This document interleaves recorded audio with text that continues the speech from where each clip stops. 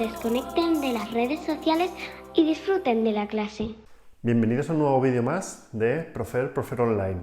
Siguiendo con química farmacéutica, estamos viendo los parámetros que afectan a la actividad, descriptores físico-químicos, los métodos QSAR, de relación entre tu actividad cuantitativo.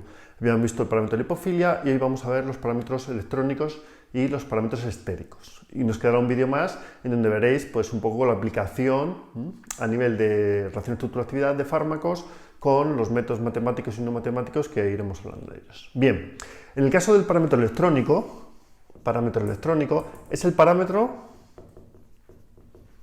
de Hammett, que tenéis ahí. Parámetro de Hammett. Fue Hammett quien estudió este parámetro electrónico. Este parámetro electrónico es muy importante para la actividad de los fármacos y nos va a hablar del efecto donador-receptor que tienen los grupos, los estudiantes en una molécula. ¿Cómo estudió Hammett? Pues igual que lo estudió, por ejemplo, Taft o Hans, lo sacó por diferencia. Lo que hizo Hammett es ver la ionización del ácido benzoico sin sustituir su acidez, su ionización, K sub H, y sustituido. Vale, imaginaros lo importante que es esto. Imaginaros que la mayoría de casi todos los fármacos suelen tener un grupo ionizable que da enlaces, uno o varios, que dan enlaces iónicos con el receptor, con su diana. Imaginaos, por ejemplo, una INE. La aspirina se ioniza para dar un enlace con una arginina. ¿Vale? Una arginina que tenemos por aquí, un enlace iónico. O, por ejemplo, un sartán, los sartanes. Valsartán, losartán, etcétera. Lo mismo, tiene por aquí un grupo ácido. Bueno, tiene otro grupo ácido por aquí, que hablaremos de él. Que da un enlace iónico.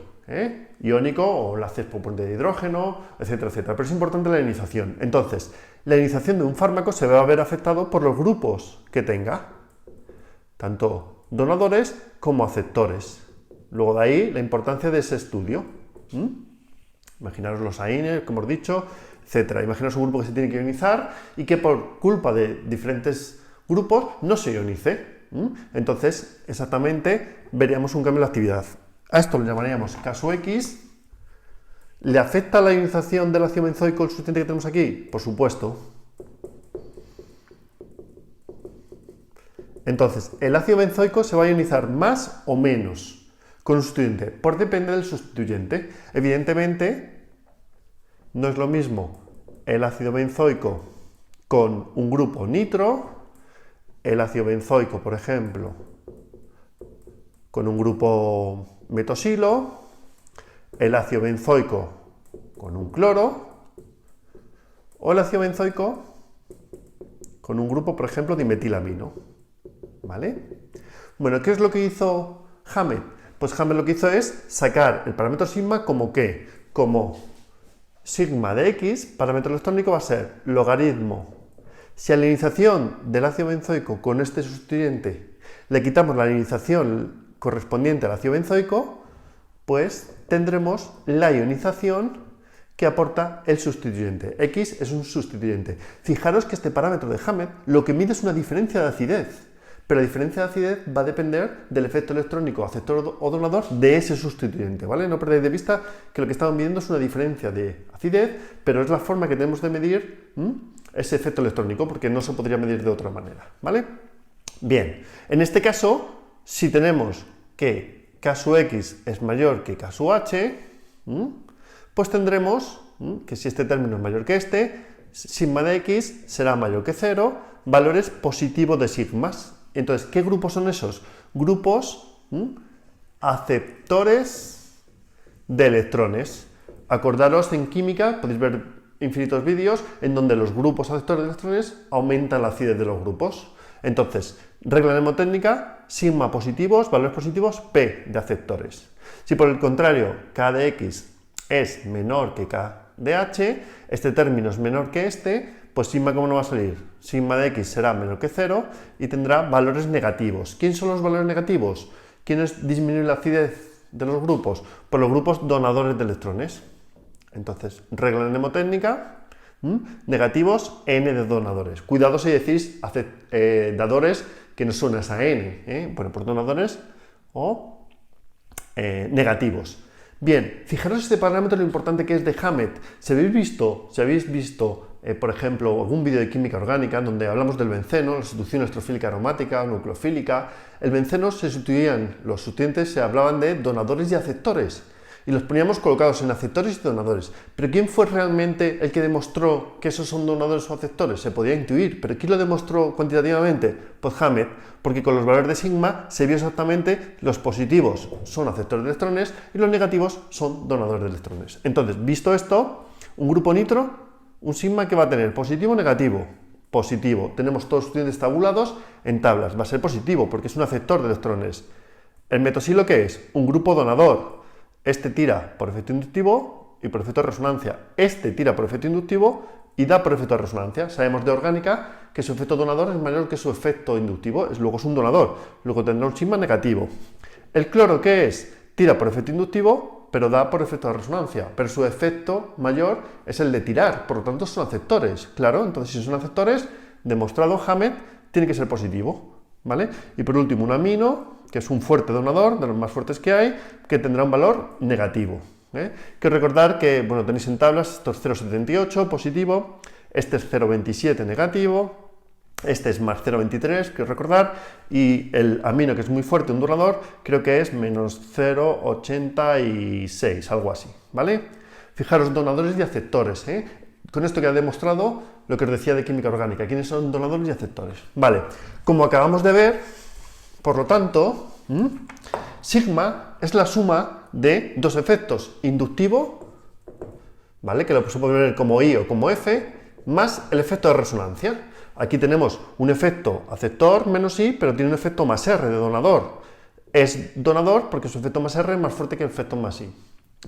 Entonces, que el efecto menos I, perdón. Entonces, ¿quién midió el efecto inductivo? Pues fue Swain-Lupton. Lo que hizo es, en los biciclos, en un biciclo con ácido benzoico, ¿vale? Sustituido con X, en donde no tengo el efecto de resonancia, mido la ionización de este biciclo 2,2, es un octano, ¿no? Bueno, 2, 4, 6 y 2, 8, un octano. Bien, biciclooctano, pues la ionización solo tengo el efecto inductivo, o aceptor o atractor, con lo cual, con esto medía F, y por diferencia saco R. Con lo cual, en las tablas ya tenemos pues muchos parámetros, como por ejemplo sigma, global, en anillos aromáticos, ¿qué tenemos? Tenemos F, R, etc. Bien, si os dais cuenta también, el valor de sigma no es lo mismo, no va a ser lo mismo en meta que en para, que el sustituyente esté aquí o que el sustituyente esté aquí, ¿vale? La ionización y los efectos es una constante para un grupo, para un compuesto en una posición, pero al cambiar de posición cambia. Entonces, normalmente el sigma en para es mayor que el sigma en meta por el efecto donador, que se va a ver más con este carbono, con este grupo, estando en para. Ya sabéis que por la resonancia las cargas no caen en todos los carbonos. Entonces se va a ver más afectado en para que en meta, como regla general. Pero hay excepciones, por ejemplo, algún halógeno que el efecto inductivo está muy cerca, más cerca y tira, ¿vale? Que el efecto en meta, sigma, puede ser mayor que en para, pero por regla general, para suele ser mayor que en meta. Bien, ¿qué os iba a decir también? Bueno, en orto no se tiene en cuenta el parámetro sigma en orto porque ya tiene, juega el efecto estérico también, ¿vale? Bien, ¿qué más cosas de este efecto electrónico? Pues hemos visto que los aceptores donadores, que es lo más importante, positivos y negativos. Hemos visto el efecto en para y en meta, que es diferente. Y hemos hablado que tiene efecto inductivo y efecto de resonancia, ¿vale? Bien, quizás una cosa que os sea ahora más fácil, el parámetro sigma se podría estudiar, se podría haber estudiado o se vería mejor en un fenol que en el ácido benzoico, por ejemplo, porque si veis la ionización del paranitrofenol, vemos muy claramente que la carga, el efecto aceptor se ve muy bien por la resonancia. Y por el contrario, el fenol, el nitrofenol es más ácido que el fenol, por ese efecto aceptor, y sin embargo con un donador el fenol es menos ácido. ¿Por qué? Porque tenemos el efecto donador. Entonces con el fenol se ve muy bien también el parámetro sigma, casi mejor que con el ácido benzoico, ¿vale? Bien, como estos grupos pueden resonar, también se saca un nuevo parámetro que se llama parámetro sigma negativo. Cuidado que no son valores de sigma negativos. Los sustituyentes pueden ser negativos o positivos si son donadores o aceptores. Lo que pasa es que se habla de anillos ricos en electrones que pueden resonar con el sustituyente y se habla de un sigma negativo. En este caso, los grupos, su valor de sigma va a ser mayor en para que el valor de sigma de medio de ácido benzoico de este mismo grupo, por ejemplo, grupo nitro, de grupos aceptores de electrones. ¿Bien? Y lo mismo para grupos donadores en un cloruro de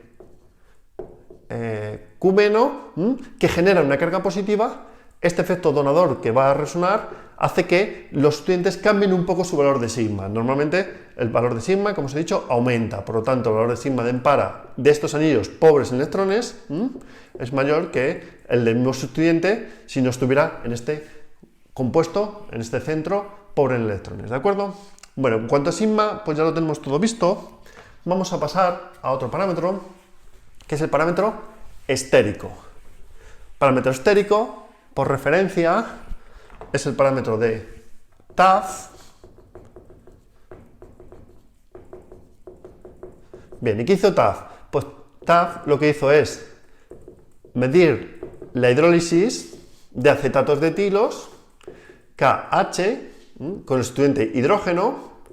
Esta hidrólisis, ¿vale?, con agua, en medios ácidos para evitar los efectos electrónicos, ataque y salida, y aquí tenemos un tamaño.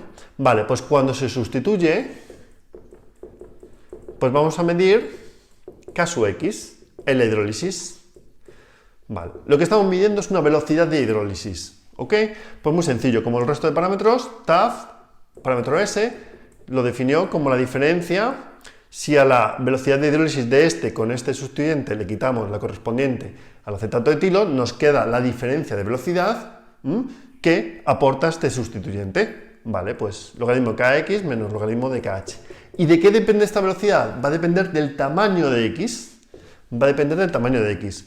Como cualquier sustituyente va a ser más grande que h, este término, la velocidad de hidrólisis, va a ser siempre más lenta en kx que en kh. Luego, kx siempre es menor que kh. Luego, ES, a diferencia del parámetro de lipofilia que vimos y electrónico tenía valores positivos y negativos, aquí ES siempre negativo, ¿vale? Como el entrenador ese Bangal, siempre negativo, nunca positivo. Vale, una tontería. Ahí lo tenéis. Siempre va a ser negativo. Por ejemplo, un metilo, si aquí meto un metilo, pues quiero recordar que es 1 y pico, me lo invento un poco, 1,25 por ejemplo.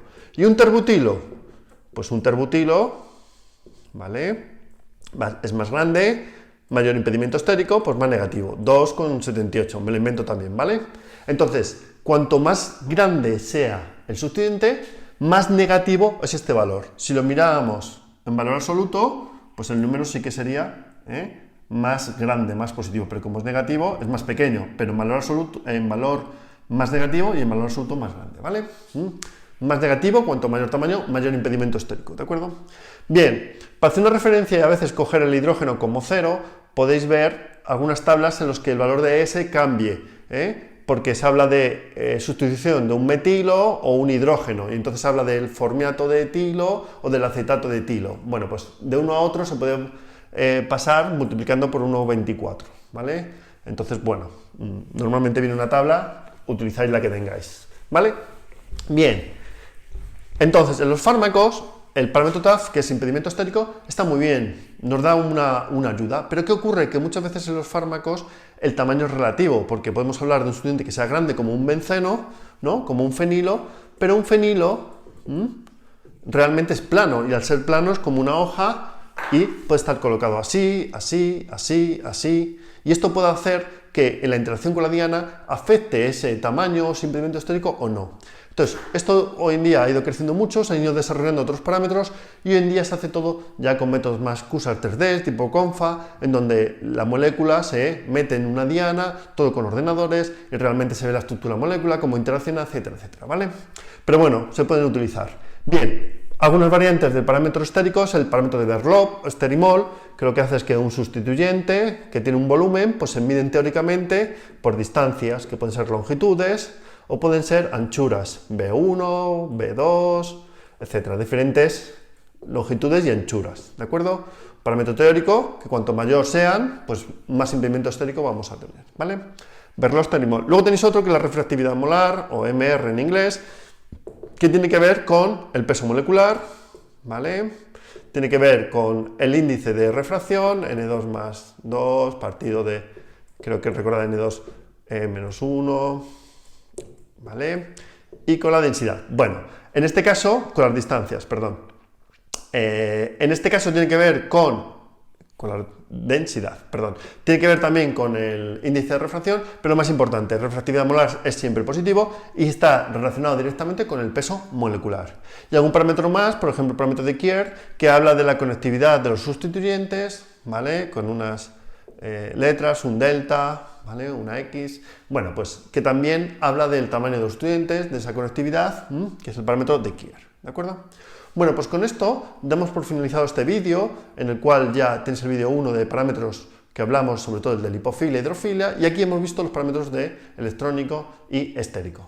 Espero que os haya gustado y quedará un vídeo que os haré, un vídeo más, creo de momento, en donde hablaremos de cómo utilizamos todas estas relaciones, estos parámetros, con la actividad biológica a través de ecuaciones matemáticas o no matemáticas. Muchas gracias.